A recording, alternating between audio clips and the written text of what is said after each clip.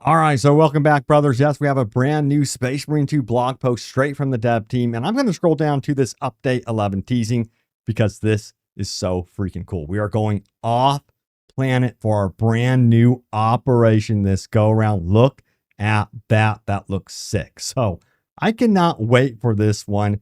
And there's a bunch of other stuff in this blog post about heroic items that we're going to talk about, siege mode updates, customization. And they're actually teasing something very big for customization, which totally blew me away. We'll talk about it in a second. And guess what? We're even getting bot customization that we have to go over.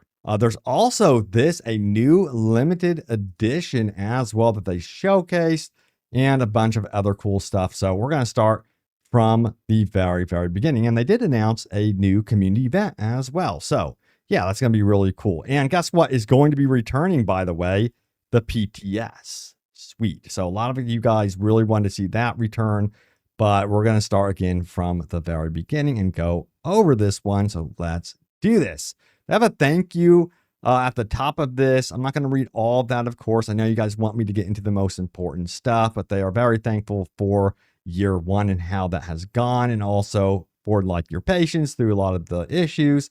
But they do start here with the latest news. So let's get into what they have to say. So of course, this month we got update 10.0, which was the anniversary update. Now they did talk about patch 10 stability. They say patch 10 was the biggest update for the game, and unfortunately, a lot of minor yet super game-breaking issues or balancing misconfigurations got in.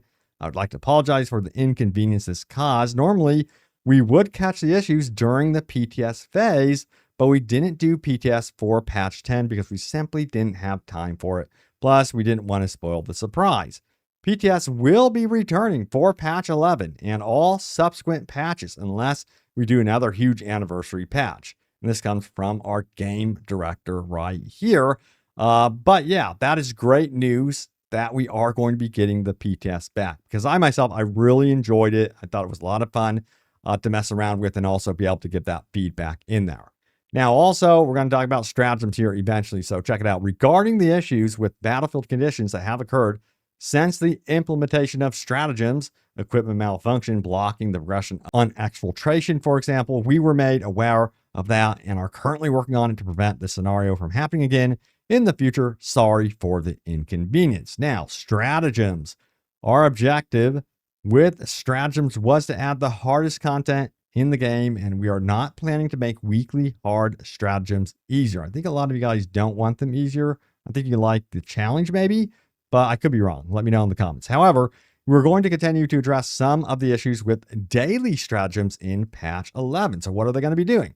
First of all, daily stratagems are random. This is why some of the battlefield conditions combinations do not make any sense or are too punishing or restrictive for no reason. The truth is that there are not enough battlefield conditions right now. With patch 11, we are going to add a second batch of battlefield conditions, 50 of them. Having more battlefield conditions will allow us to remove some that don't work on their own from the daily rotation pool. So it sounds like this is a pretty significant update to stratagems. Now it says weekly stratagems are completely different. Each weekly stratagem has a pre-made battlefield condition combination plus level attached to it. All 52 weekly stratagems are handcrafted and are designed to be either hard or fun depending on the week. The key here is to make sure that it's different every week, and ideally players have to alter their play style, so they want to keep it fresh. We are working on allowing players to toggle battlefield conditions manually in private lobbies so players can come up with their own fun combinations. Siege mode will eventually see battlefield conditions integrated into it for increased replayability. That should also be a lot of fun there as well. So yeah, some cool stuff happening there around stratagems, which is very cool. Now, we also have this right here, a little bit of a wrap up in the community update. We'll tackle patch 11 with a sneak peek, a new limited edition for the game, and the upcoming demo and Discord quest. Okay, so let's get into it. So they did mention, if you did miss this, that there was update 10.2. In September, they did roll out those two hot fixes that fix critical issues, like the Salt Ascension perk dealing friendly fire damage, stratagems having more battlefield conditions than listed, and more. Also, the Sniper's Camo Cloak activation cost changed. Now, if you want to read that change log, you can find it here. I will throw that in the description down below. But we got to get into update 11 because they're teasing some stuff here. So the upcoming update 11 will be released in November and will bring 2 new cosmetic DLCs as announced in our roadmap. The next champion pack will be the Blood Angels, and it will be associated with the tactical class. Hell yes, tactical getting some love. I love it. And they reiterate it right there. Yes, tactical. Now, before all Blood Angels come to our office searching for Horus, please note that the champion pack will also come with its own unique jump pack, and its individual parts can be used separately like with other champions. So they will be rebuilding its design in the October community update. Can't wait to see that. Now, as for Salamander's cosmetic pack, it will include the heraldry of various Salamander's successor chapters, as well as different armor parts. Lizard emoticon. Now, regarding gameplay additions, the new PvE operation will be off-planet mission, introducing also a new boss fight. They put like a bat logo there. Okay, interesting tease there. Here's a preview of the inside and outside of the area. This looks really, really cool, as you can see right here. Dude, this looks freaking awesome, and it has to be like a huge ship or facility. Dude, look at that damage right there. Okay, so it looks like we might have, I don't know, kind of like semi-spacewalking type stuff going on here. I'm curious to see if they have any sound design stuff around this, like Dead Space had when you go out into space and things get all muffled sounding. That would be very, very cool. But we'll have to see what they do here. But this looks absolutely badass. So anyway, continuing on here, they say this. We've also seen that you're having many questions regarding the heroic weapons. We will keep adding new heroic weapons with the major update, starting with update 11. We can't show you them yet, but we can already tell you that the Thunder Hammer will be among these weapons. Okay, awesome. Thunder Hammer fans rejoice.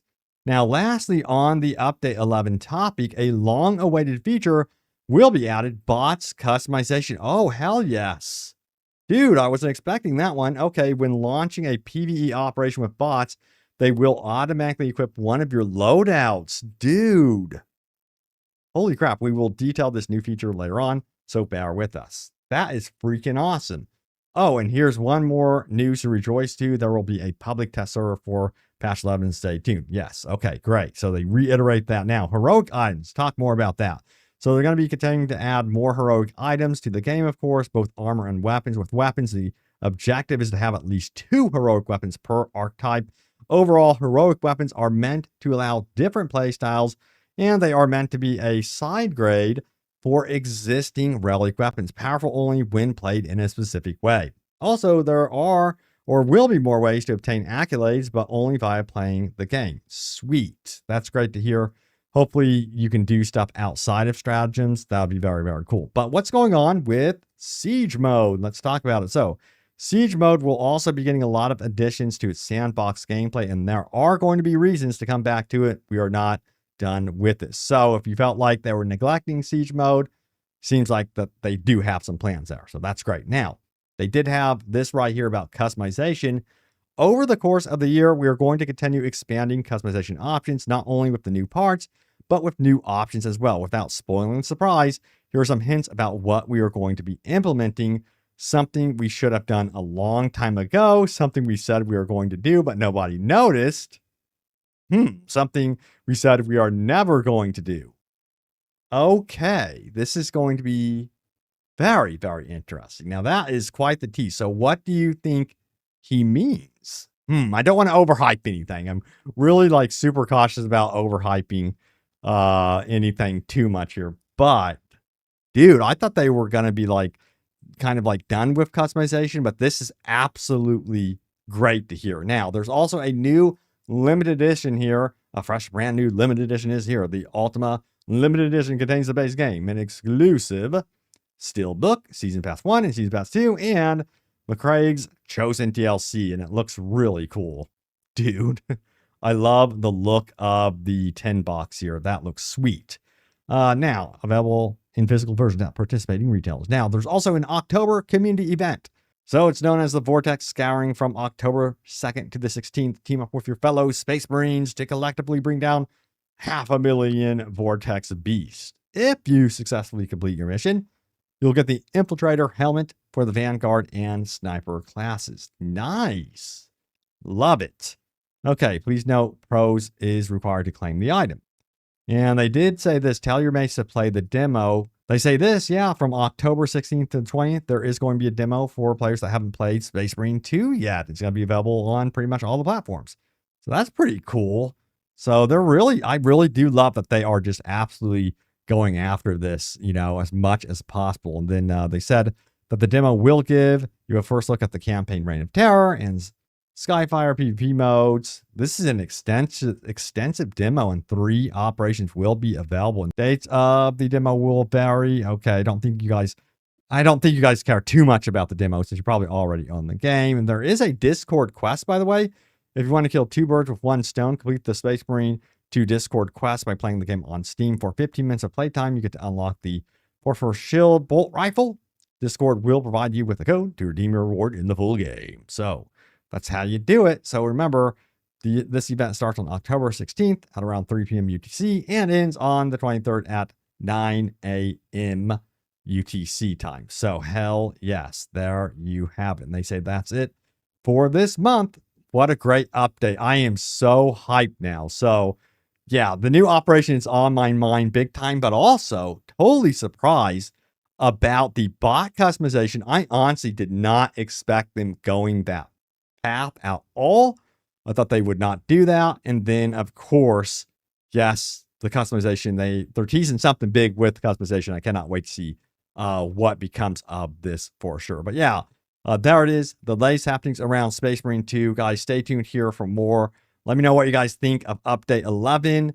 I know maybe some of you guys are busy in Borderlands 4. Is this going to pull you back into Space Marine 2 for a bit? Sound off, let me know. But thank you guys so much for watching, and I will see you all next time. Take care.